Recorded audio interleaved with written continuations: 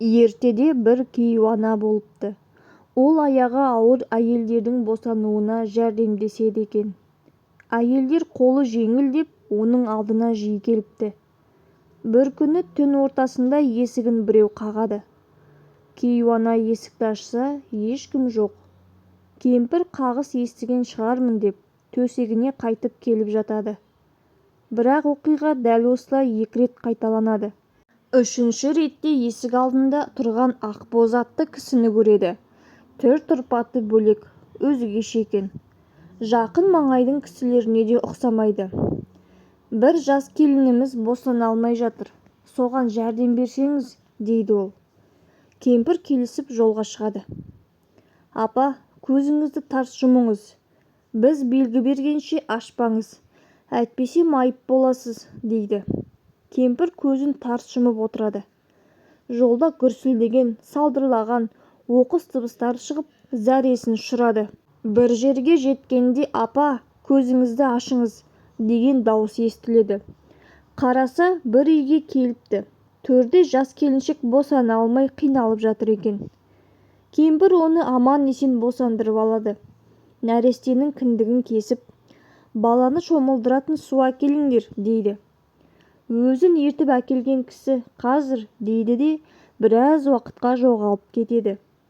Сәлден кейін су емес бір шара сүт әкеледі. Кемпір түсінбей таң қалады. Баланы шомылдырып жатып қараса, шара көршісінің сүт құятын ыдысына ұқсайды екен. Кемпір секем алып қалады. Басқаларға білдірмей сақинасын сүтке салып жібереді. Бәрі біткен соң олар бөпені шомылдырған сүтпен тостақты қайтадан алып кетеді. Үй иелері оған мол сый-сияпат беріп үйіне әкеліп тастайды. Кемпір таң атқанша көз ілмейді. Ертесіне түндегі шараны тексеру үшін көрші үйге барады. Таныс ыдыс көзіне оттай басылады. Ішінде сүт тұр екен. Ол сүтті сүзіп, сақинасын тауып алады. Сол кезде барып түндегі бейтаныс кісілердің жын-пері екенін түсінеді.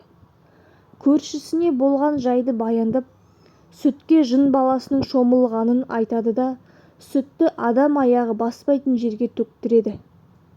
Көрші үйдің келіні бұрыннан салақ еді. Ырым-тыйым талаптарға жеңіл қарайтын. Майлықтары, жаулықтары айлап-апталап жуылмайтын. Кешкі астан соң ыдыс аяғын жууға ерініп жата салатын.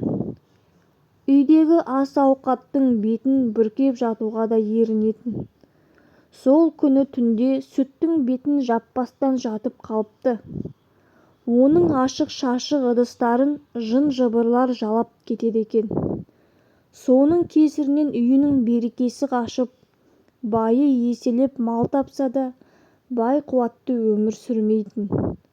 Осыған байланысты ел ішінде түнге қарай сүт пен суды, ас-ауқатты ашық тастамау, ыдыс-аяқты жуып жату туралы ырым-талаптар көбейген екен. Мүжілген сүйекті үйде қалдырма. Самандун деген жын Сүлейман пайғамбарға: «Уа пайғамбар, адамдардың барлығының Құдай бұйыртқан нығметі бар. Мен және менің ұрпақтарыма, қауымыма азық тағамды Тәңірден сұрап алып бер», дейді Сүлеймен. Адамдардың асынан кейін қалған астың ұнтағы, қоқымы, сүйек-саяқ сенің және ұрпақтарыңның азығы болсын депті. Содан бастап жын-перілер астан кейін қалған ұнтақ пен сүйек-саяқты азық етеді екен. Әсіресе желінген сүйекті түнде үйде қалдыруға болмайды. Өйткені оны жеуге бір қауым жын-перілер келіп, үйді жайлап алады. Осыған орай халық арасында сүйек-саяқты үйде сақтамай итке таста деген тыйым шығыпты. Майлық пен аяқ киімді сүртпе ырымы. Бір күні шайқы-бұрқы әулие періштелермен сөйлесіп отырып, пенделер күнә қылмысқа белшесінен батты. Олардың барлығында Құдай кешірсін деп тілеймін. Алайда Алла кешпейтін күнә бар ма? Деп сұрайды. Ата-анасын ренжіткенге кешірім жоқ. бірақ күнәнің ауыры дастарқан сүрткен майлық пен аяқ киімді сүрту. Ондай адамның ырыс-берекесін Тәңірі өзі жояды, депті періштелер. Бұрқы шошып кетеді. Сол күннен бастап ел ішінде майлық пен аяқ киімді сүртуге болмайды деп насихат жүргізген екен. Ел аузында айтылатын тағы бір аңызды майлықты сүлгі орнына пайдаланған адамның 40 жылдық құлшылығы жойылады екен. Тұзды тегін берме. Ертеде Парсы жерінде Наушаруан деген әділ патша болыпты. Патша бір күні аңға шығады. Аңда жүріп киік атып алады. Киік етін асып жемекші болып қасындағы уәзіріне жақын маңдағы бір ауылдан тұз алып кел деп жұмсайды. Уәзірі құп тақсыр деп атына міне бергенде патша сен тұзды тегін алма, кім болса да ақысын төле дейді. Уәзір таң қалып, уа патшам, шым-шым тұз бір тиынға да татымайды, оны тегін-ақ алсам болады ғой. Әрі сіздей әділ әміршіге бір шым-шым тұзды жұрт қуана-қуана береді дейді. Сол кезде Наушаруан, әй уәзірім, мынаны жақсылап тыңда, жадыңнан шығарма.